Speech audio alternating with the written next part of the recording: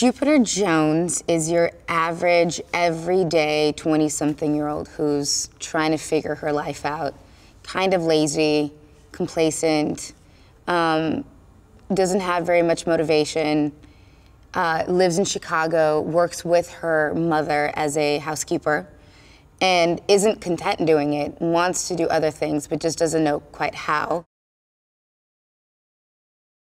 Her destiny becomes the decision of what do you do? Who do you save? At one point, I think she's faced with, do you save your mom and your uncle, or do you save Earth? She goes into surgery, and the surgery goes wrong, and all of a sudden these aliens come, and this happens, and here comes Channing and sweeping her off and taking her into space, and she's all of a sudden in a spaceship, and she's wearing different clothes, and she doesn't know how she got there. And I think that the whole time she's just kind of in a constant state of disbelief. Because instantly as she's rescued, she's taken on a massive journey of a huge action sequence.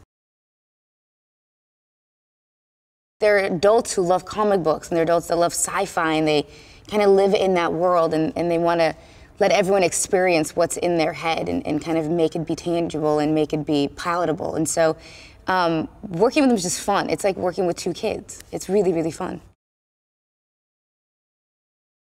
That's what I gravitated towards. She was like an awesome everyday character. She didn't have superhero powers. She's not a superhero. She doesn't know how to work a gun. She's just your everyday girl who kind of circumstantially gets put into this environment and figures it out.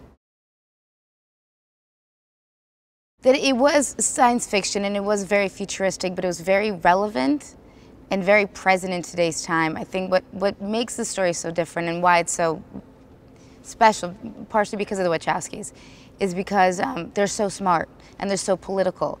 And so this movie very much mirrors real life. Yes, it's set in space in certain ways, but I think that you could take that aside from it, and it actually is very much rooted in today's social prevalence. Hey movie fans, Valerie here. Now I have to tell you about one of the biggest mistakes of all time. When George Lucas was making American Graffiti, he was a completely unknown director. He approached Universal Studios with the idea for Star Wars in 1973, and they turned it down. Big mistake. Just 6 months later, American Graffiti was a massive hit, grossing $117 million, making Lucas a star.